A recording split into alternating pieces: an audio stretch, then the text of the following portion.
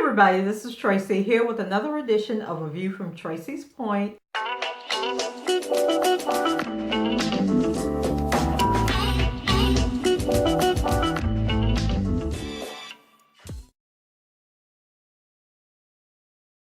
And we are here with some updates on the Alexis Crawford, Taylor Williams, and Ania Blanchard cases.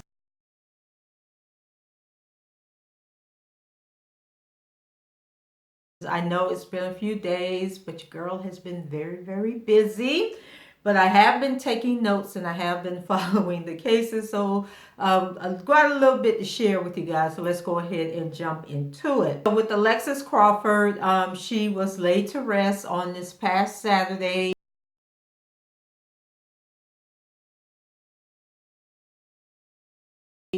They say that hundreds of people attended her funeral to say their last goodbyes to her. And so there's more that's coming to light in her case in the wake of her funeral. And so what we're learning is that, I think in a previous video, I stated that she had been asphyxiated. Well, now it's come out that she was actually strangled. And then after she was strangled by the Baron Brantley, is that his name? She was strangled by him, and then the roommate, Jordan Jones, actually smothered her with a pillow. And so if you're new to this, if you're just not hearing about the Alexis Crawford case, she was reported missing on November 1st, and authorities found her body in a DeKalb County park, and that's in Atlanta, on last Friday, which would have been November 8th, I believe. And so according to the homicide unit, Jordan Johnson, Crawford's roommate and best friend, got into a physical altercation with Crawford on Halloween night. And actually it was like in the early mornings of Halloween, like around 12 a.m. And so the report further noted that 21-year-old Baron Brantley, who was Jones's boyfriend, got involved in the fight and ended up choking Crawford to death with his hands. And the warrant for Jones also claims that she did smother the victim, Alexis Crawford, with a black trash bag until Crawford stopped breathing and was dead. And so the homicide summary goes on to state that Jones and Brantley put Crawford in the plastic bin and took her body to Exchange Park in Decatur. From there, they placed her body in a wooded area. So a Fulton County Superior Court pretrial report said that Jones' father told the court that Jordan is also on probation for a DUI in Michigan, and Jones is set to appear in court on November 25th, and Brantley is scheduled for November 22nd, which I believe is this Friday. So Crawford's family was shocked by her death, especially considering that it was her roommate who was the prime suspect. And then I told you guys in a previous video how Jordan Jones had actually spent time with Alexis's family, had been over for dinner. She spent Easter with them, and she spent Thanksgiving with them this past November. And so they were just really shocked, and they said that they knew Jordan, that they liked Jordan. There was never a reason to suspect that Jordan would do anything to harm Alexis. And one family described them as two peas in a pod. To go from that to where they are now is just unthinkable, and it's unspeakable. So after, reports came out that Alexis was missing, then we learned that Alexis had actually filed a police report saying that she was sexually assaulted before she went missing. And I think she filed the report around October 27th, and she was reporting an incident that happened the night before on October 26th. And so she told authorities that the Baron Brantley boy had rubbed her shoulders with his hand and kissed on her neck as they drank together. And then they say that the Jones girl came home and she found Alexis in the bathroom, and all she was wearing was some panties, and the panties had a cut in them. And so the story is just very, very confusing. And so somehow she ended up in the bathroom. I can't figure out if she went in the bathroom on her own or if the Brantley boy pushed her into the bathroom. But his response or his excuse for what took place that night was that they had been drinking and that he mistook her for his girlfriend. So I guess they was drinking and getting high if he thought that this girl was his girlfriend, because they don't look nothing alike. So Crawford claimed that Brantley locked her inside the bathroom wearing only a bra. And the report also states that it's unclear exactly when Jones found her roommate. But Jones did allege that Crawford had passed out, and Brantley denied that he had sex with her. I mean, I guess he's admitting to the kissing and the touching, but he's saying that he didn't have intercourse with her. But as part of her complaint to the police, they did have to perform a rape kit. So that's pretty much the latest. Nothing really new has come out since that information came out. This past Friday or Saturday was when I read that information. And then, like I say, her funeral was on Saturday. Students from Clark Atlanta, they came, to show support. And then I also found out that Alexis also has a brother who is a student at Clark Atlanta University. And so people wanted to come out and show support to him and encourage him, so that he doesn't give up or want to drop out of school.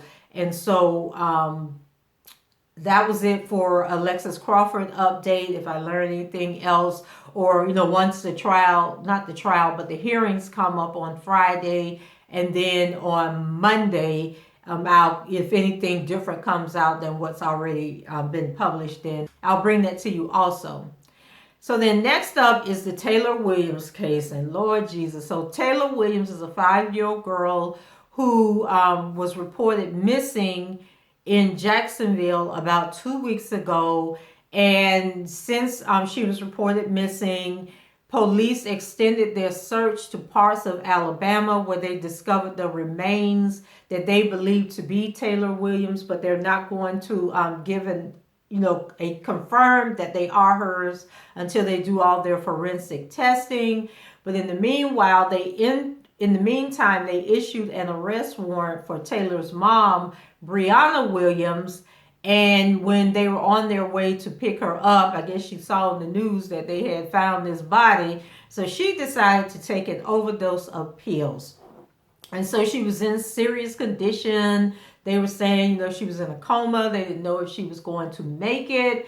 Well, she has come out of that coma, and they have taken her butt to jail. So she will be appearing in court for what she did to this little girl. And then there was some other information I'm going to share with you that now, the people are talking, neighbors are talking. And so we're learning some more things about Taylor Williams, and that she didn't really disappear about 2 weeks ago.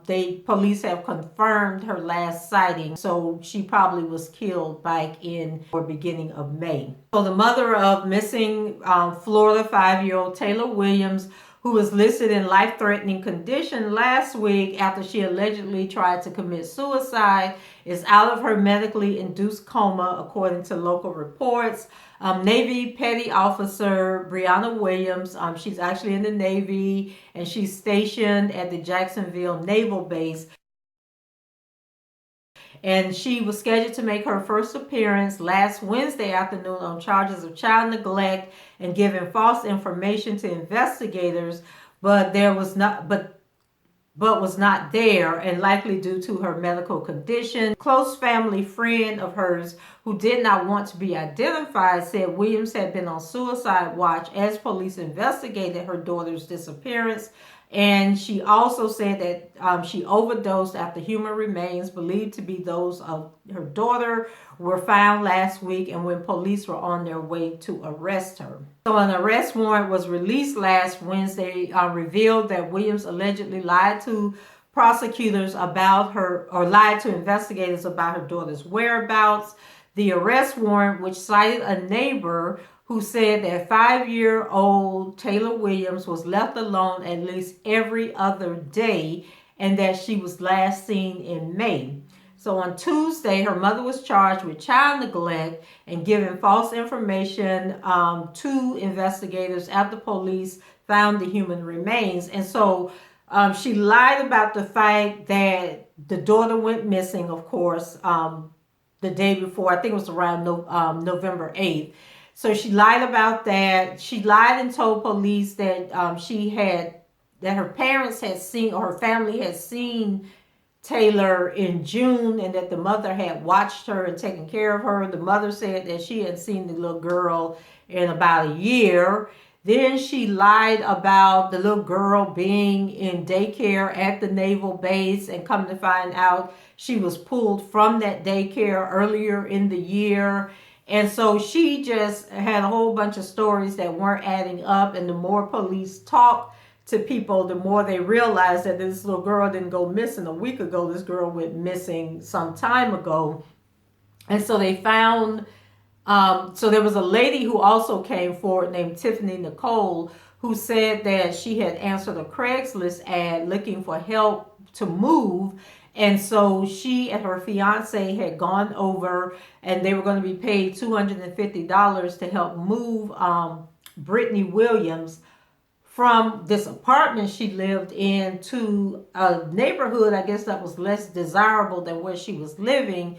And so she told them that she had a little girl, and that the little girl was in the bathroom, and they could hear water running, but they say that they never physically saw the little girl, which was confusing to me, because if they were helping her move, was she supposedly leaving the 5-year-old home alone while they were taking the stuff, or did she just give them the stuff to take and she didn't go with them? So that part of the story was really confusing to me. And then there was a Craigslist ad for a babysitter that was placed the day before Taylor was reported as being missing.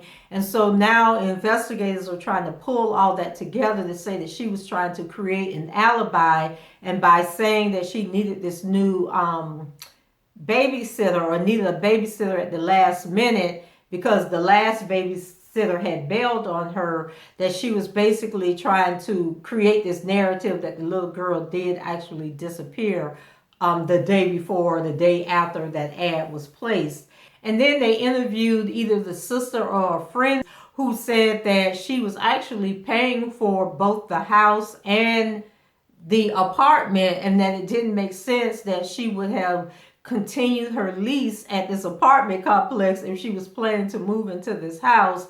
And so they also think that maybe she was trying to hold on to this apartment until she could clean it up real good, or to keep people from coming in and finding, I don't know, like evidence of something that may have happened to Taylor. So that was really weird, but I'm sure that's going to come out as well. And so Williams' mother told investigators that she did not take care of Taylor this past year, adding that the last time she saw her was in January. And according to court documents, they also claimed that Williams lied about her daughter's child care. Williams reportedly told investigators her daughter had been attending daycare at Naval Air Station Jacksonville, and Williams was assigned to the Tactical Operations Center there in April 2018, and had enlisted in the Navy, and had been enlisted in the Navy for 7 years, according to military officials. And Williams told investigators that when her work schedule changed, she pulled her daughter from regular daycare and instead had been driving her back and forth to Alabama so her mother could take care of her, the court documents showed. And for those of you who are not familiar with this area, so Jacksonville is in the northern portion of Florida, like right on the borderline, the state line with Georgia. And so Alabama is on the other side of Georgia. So you're probably talking about maybe a 2 to 3 hour drive, I'm thinking.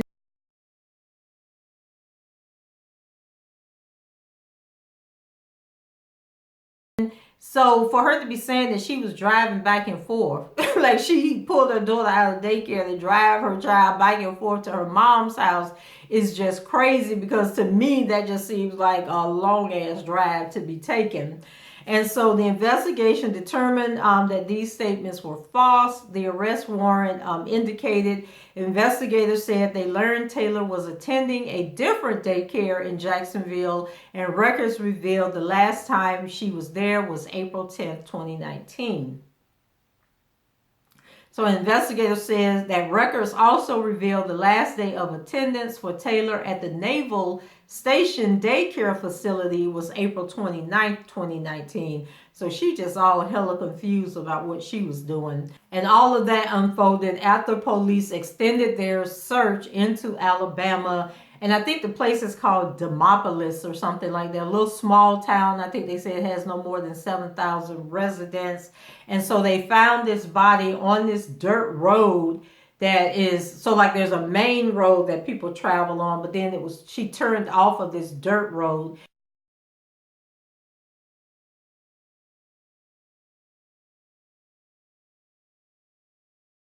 And the body was found buried there.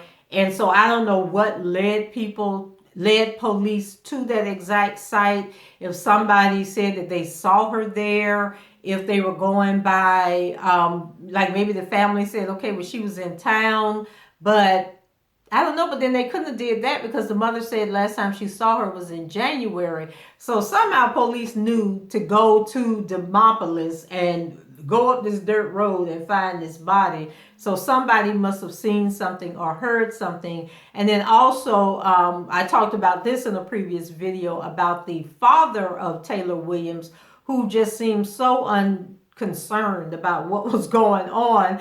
Because when he was contacted by reporters, he basically was like, it's been a while since I seen her. And that was all he really had to say. Didn't want to come forward with any information to help police or anything. Or maybe he was helping police and he was able to tell them that, yeah, she was in town, because he still lives in Alabama. Like maybe he was able to say she was in town and this happened and this is where the body is. Because I still think that because of his nonchalant attitude, that he may have something to do with this as well. And then the sister also told reporters that about 6 months ago that Brittany Williams actually met a new guy, and that guy may need to be investigated. So back to the neighbor who has come forward and told police about Taylor being left alone every other day. So the neighbor who lived near Taylor and Brianna Williams told detectives he saw Taylor alone and wandering the apartment complex multiple times. So the arrest warrant says that he first noticed Taylor alone on April 17, 2019. And he says that he's sure about the date because he was actually talking to his mom on the phone and wishing her a happy birthday. And so he said that he went out and he talked to Taylor and said, hey, sweetie, what are you doing? And Taylor said, looking for my mama. He took her back to her apartment and told her to lock the door, don't come back outside. And he described the inside of the apartment as cluttered with trash bags and boxes stacked on top of each other. And the neighbor said that he continued to see Taylor home alone at least every other day, explaining that Taylor would wave to him from the apartment. And he said that she was always wearing the same pajamas and holding the same doll. During these times, he said that Brianna Williams' car was not in the parking lot. And the neighbor also said that the pajamas that Williams gave in the description of the pajamas that she says that Taylor was wearing when she went to bed the night before she disappeared is the same pajamas that she was wearing one day when he saw her out walking around. So I'm thinking that it's probably having some kind of mental breakdown. And so the details that she's giving are probably accurate, but the date was kind of like messed up. So she is actually telling what happened on the last day that Taylor was alive, but she's acting like it happened 2 weeks ago or a week ago. And so he said he saw Brianna Williams routinely get home between 6:30 and 7 p.m. carrying food, apparently for one person. So maybe she was carrying like some fast food bags, or you know how they'll put your Happy Meal in one bag and your your number three in another bag. And so I guess she was only carrying one bag and one soda, which made him come to this conclusion that there was only food in the bag for one person. And so the neighbor told detectives he saw Taylor outside alone on at least 2 more occasions in May 2019. And he says that he hasn't seen Taylor since May 21st, 2019, which was also the last time he saw Brianna Williams and Taylor together.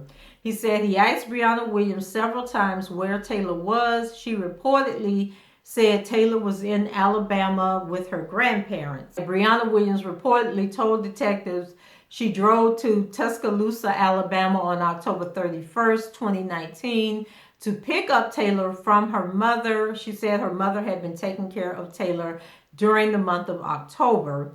And so Brianna Williams' mother denied taking care of Taylor this past year. And then once again, she said the last time she saw her was January 2019. And so detectives asked Brianna Williams about child care over the last few months, and she reportedly told them that Taylor had been going to daycare at NAS, that's N-A-S, Jacksonville, but records revealed that the last time Taylor was at daycare on the base was April 29th. And they talked to both the maternal and paternal grandparents, and all of them said that they haven't seen Taylor in over a year. Brianna Williams' bond is set at $1.1 million. And if released on bond, she would be placed on a GPS monitoring device. So her next court appearance is scheduled for December 4th, and she would definitely have to appear for that because she has been released from the hospital. And then a wellness counselor named Sandra D. Johnson talked to the media, and she said that, people have to get more involved and pay more attention and learn how to be good neighbors. Like, we got to get out of this thing where we don't talk to our neighbors, we don't communicate with our neighbors. Like, if a child just disappears, like, the average neighbor wouldn't know that because they don't talk to each other. And so this counselor says that, we have got to get out of that habit, especially with so much happening with kids, all this sex trafficking, people killing their kids, and kids being abducted by strangers. We really, got to get back to the point where we're that village again. And she says that I think it goes beyond a simple hi, how are you?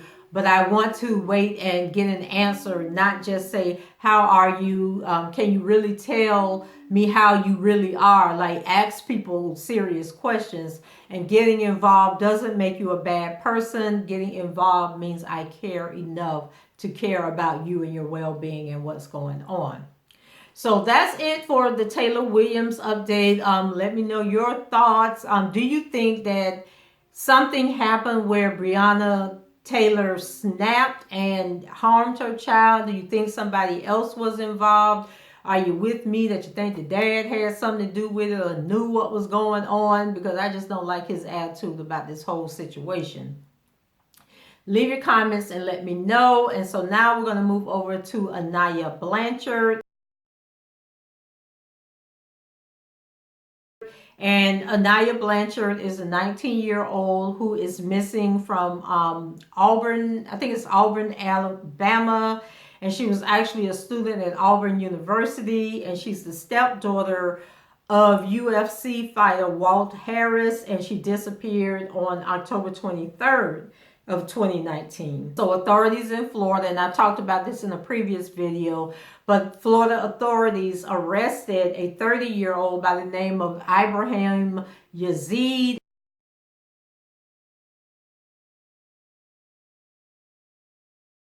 and charged him with first-degree kidnapping and Ania's disappearance. He was already out on bond on a alleged kidnapping charge when all of this happened.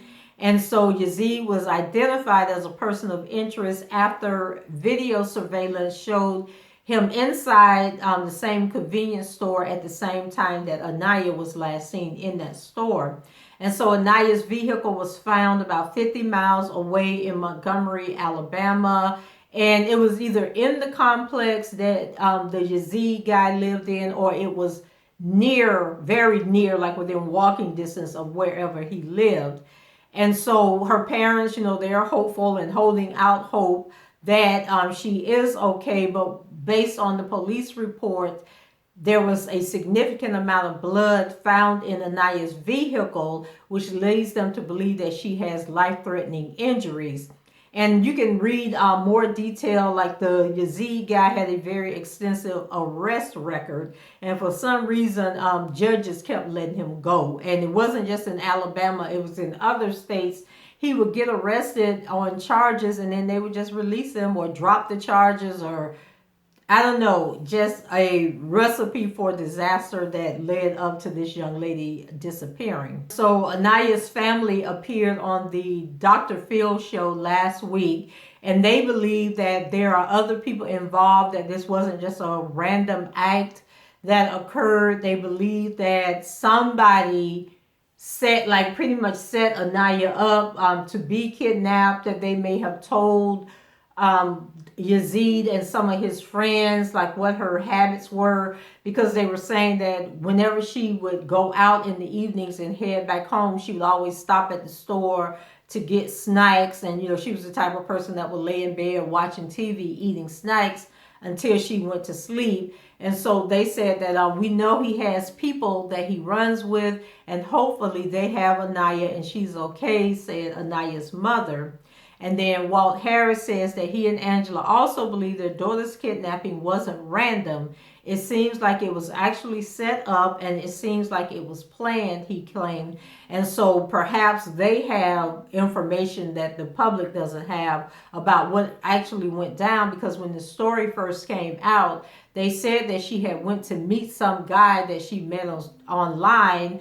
And then she had a friend who had Snapchatted with her before she went out. And so we really haven't heard anything else about this guy that she was supposed to have been meeting. So we don't know if it's the Yazid guy or if it was a whole lie, a hoax to get her out of the house. We don't know any of that, but it seems like maybe investigators are sharing information with her parents that they're not sharing with the public. And so they're saying that anyone with information on her disappearance is urged to contact Crime Stoppers USA. And that phone number is 800-222-TIPS, 800-222-8477, or call the Auburn, Alabama Police Department at 334-501-3100. And then this news came out today. I had talked about this Texas-based nonprofit organization called EQ Search. It's EQUU and then the word search. And so they had been helping search for Ania, but then they called off their efforts and said that they would return, once more information or more stuff comes available to kind of help them zero in on where they need to search.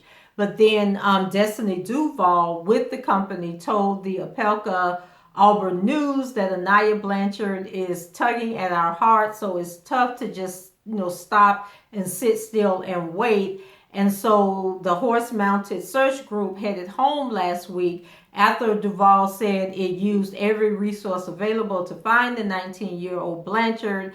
But now, and then Duval said then that the group would revive the search pending new leads. But she now says that searchers want to keep looking for Ania despite there being no new leads as of Saturday. So they are coming back to the Auburn area to continue to help police look for her. And so that's it on the Ania updates. What are your thoughts on this? Do you think she's still alive, or do you think that... I'm thinking that even if she was still alive, now that the Yazid guy has been arrested, whoever had her, or maybe she was being held in a designated location, and him being arrested, maybe his accomplices have taken off and left her. Obviously he's not giving any information up on what happened to her. And then it could have been a situation where if he did have accomplices, they've already left the area with her. Don't know if she's got medical attention, or if she's even still alive. You always want to hold out all hope that she will be found and that she will be alive and return to her family. But I'm thinking that if they've left the area and they took her with them, that she could be anywhere at this point. Like, it's been almost 2 weeks since she disappeared. And so, searching for her in Auburn right now, I don't know if they need to expand the search, but I guess until they get any tips or leads on this, they really have no reason to expand the search. And so they're really at the mercy of the Yazid guy on finding Ania. And it doesn't seem like he's going to talk because he's been so successful in evading justice in other cases that he's been arrested for. And so it's just a really, really creepy situation. It's a really scary situation, but it is a reminder of, for us, that we need to be aware of our surroundings at all times.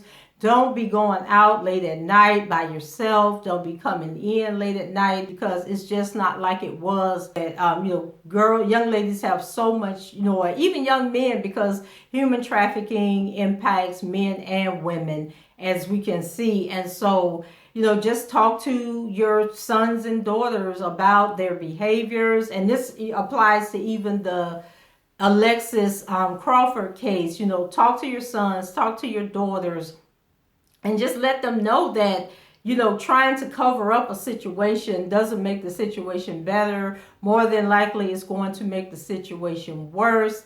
And, be aware of what's going on. When you see something odd happening, report it to the police. Be your brothers and sisters keepers, because you just never know what is going to happen. And what seems like something small, like the Taylor Williams, the neighbor, he probably was trying to protect, more than likely he was a black guy. He probably was trying to protect Breonna Williams by not calling the police or calling Child Protective Services to say, hey, this little girl is being left alone. He probably thought he was doing the right thing by keeping an eye out on her and looking out for her well-being. And then now this happens, so he has to live with that regret that he didn't call the police and he didn't do anything. And then when he talked to Breonna and she said that the mother, had her, he probably felt a sense of relief, like, okay, good, I'm glad that's over and done with, and the little girl is being properly taken care of. And so, just things that you think are small, insignificant, unimportant things can turn out to be big things. And so just, look out for one another, care more about one another than we do today as a society. And so go ahead, leave your comments below. Let me know what you think about, all of these situations. Rate the video, subscribe to the channel, and share the video, because you never know who might see it that may be triggered and say, hey, I got information about one of these cases. So until the next time, I shall talk to you guys later. Bye-bye.